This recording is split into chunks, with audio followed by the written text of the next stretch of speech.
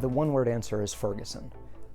After the summer of 2014, there was tremendous public attention, and there remains tremendous public attention, a spotlight on policing that is, as far as I can tell, unprecedented. Even when we go back to the Rodney King beating in LA, or the racial profiling issues that were most prominent in the early 2000s, we didn't see this sort of sustained public focus on policing, the spotlight on policing the way that we do now. So this sustained spotlight has really brought it into a political conversation, and that's driving a lot of elected police chiefs or sheriffs, or appointed police chiefs or sheriffs, as well as the politicians that they report to find ways to close what they're now realizing is a persistent and long-standing gap between police on the one side and communities on the other.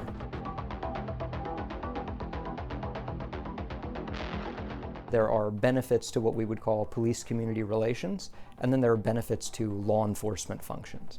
So for police-community relations, for example, public goodwill, accountability, transparency, changing officer behavior so that officers are more civil or maybe use force less frequently.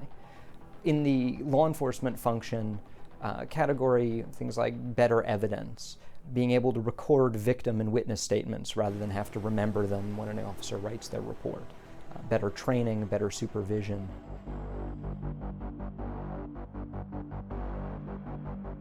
They're limited by the fact that they are body-mounted cameras.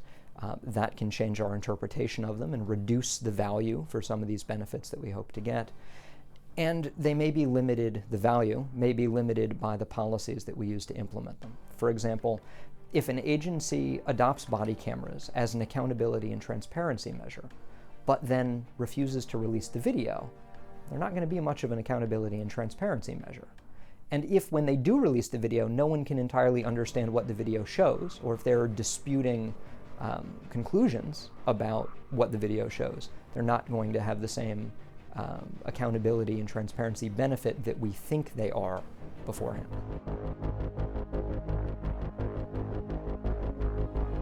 A couple of reasons. The biggest one is cost and policy confusion. They're not cheap. The cameras can run from a couple $100s to around $1,000 a piece, and that's just for the camera. There's also related infrastructure. Where are you going to store the camera footage? Hours and hours, tens of thousands or millions of hours of footage are going to be collected by any mid-sized department. How are you going to deal with the technology? How are you going to repair broken cameras? Another factor, frankly, is fear. There's some amount of fear, I think quite legitimately, among police commanders that more video is not necessarily a good thing. Officers are going to mess up, and right now, today, they mess up on the street. Maybe there's a complaint, maybe there's not, but if there is a complaint, the department can handle that individual complaint. But when you have video, and when all officers are carrying body cameras around with them, that one little mess up might go viral. And that's a headache that no police commander and certainly no police officer wants.